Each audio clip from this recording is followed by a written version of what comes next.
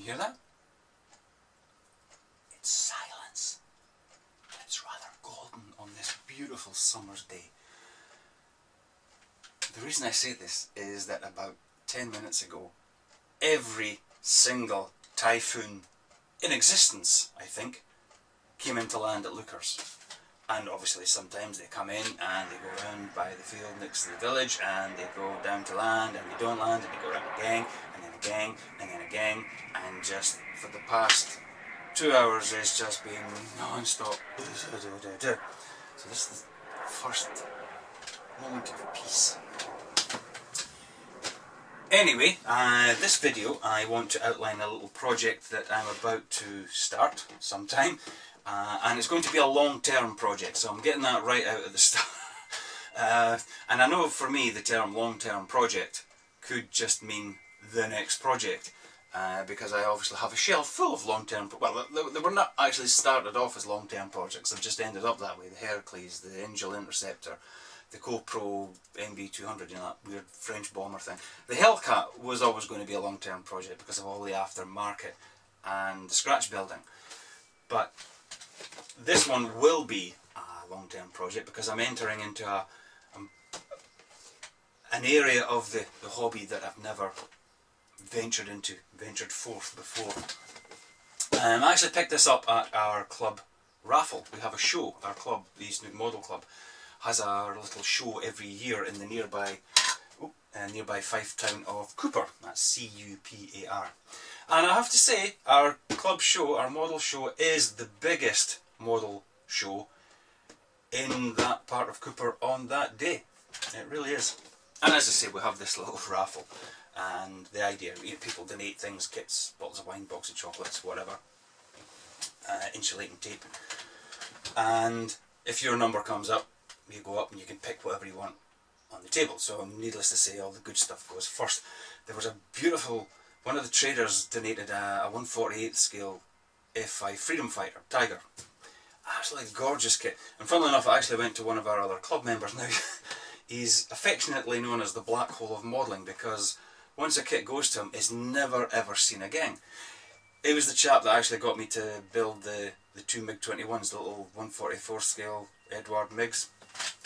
That's the first time anybody's ever seen anything from him. And anyway, he swallows up this beautiful F5 Tiger. But that's possibly just as well, because when my wife's ticket came up and she went up to the table, she went, "Honey, there's a Star Wars one, will I get that?" I said, "Yeah, fine." And I'm thinking it's probably going to be some kind of crappy snap together kit. But it's not. It's this one. It is the Revell Republic Star Destroyer. That's the sort of the big proto Star Destroyers, like the ones that we all know and love from The Empire Strikes Back and whatnot. This is what they used to look like back in the day. I think we first saw these in Attack of the Clones, and as well as in Revenge of the Sith. And the reason this is going to be a long-term project is because I want to light it, and I've never done model illumination before. And so this is going to be a whole new ball game for me.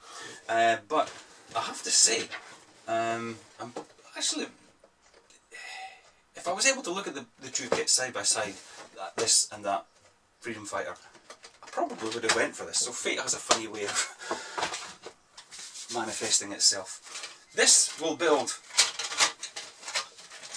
regardless of whether I was lighting it or not, this will build into a very impressive looking piece, I think, provided it's done properly. So it's a fair old size, and it is beautifully moulded. Revell have done an absolutely top-notch job here. Tons of recessed panel lines to show off all the different things, which obviously would all be nicely done, different colours and whatnot. Lots of beautifully crisp, intricate detail. I mean, the execution on this kit is absolutely superb.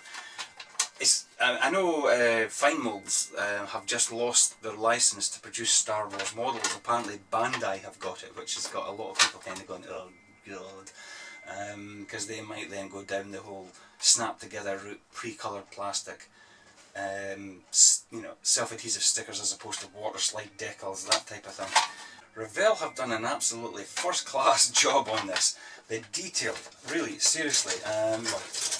You can see here the sidewall. I don't know technically what you would call these. They're really intricate little bits. very, very finely moulded. So yeah, as I say, I want to light this. Now I've seen a couple of builds online, and some of them have been built straight from the box. A few of them have had a bit of scratch building done, which is the route I'll probably go as well. Just a lot of these, this is a flat surface, although it's mapped out with lots of, you know, recessed panel lines. I don't suppose you would call them panel lines at that scale, but you know what I mean.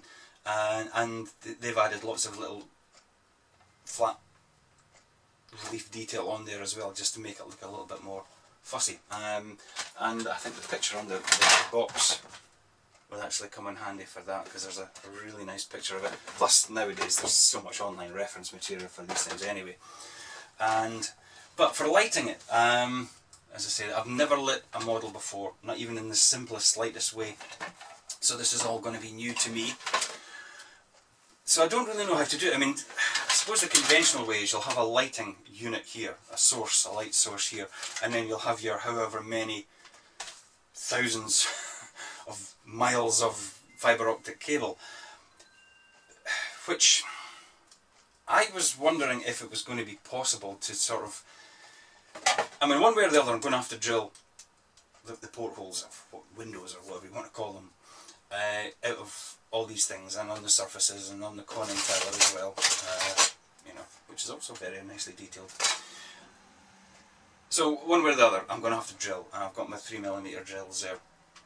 What I was wondering, would it be possible, and if any of you have lit models then you can tell me, would it be possible to have a drilled hole and then fill it with a clear medium, such as in this instance microcrystal clear, so that it forms like a short length of fibre, as it were, or a tunnel of clear, that will then conduct light if I have just, say, like 4 reasonably powerful light sources as opposed to 1 and all the cables. So if I have 4 that would then illuminate the back, and as I suppose, I think a lot of these windows along the side are blue on these ships, so I could spray a clear blue on the back, and then they would then conduct the light through, so that it would look, and it would also be quite a subtle light as well, as opposed to the pin prick of light that you would get from a fibre optic, which might be just a wee bit too bright.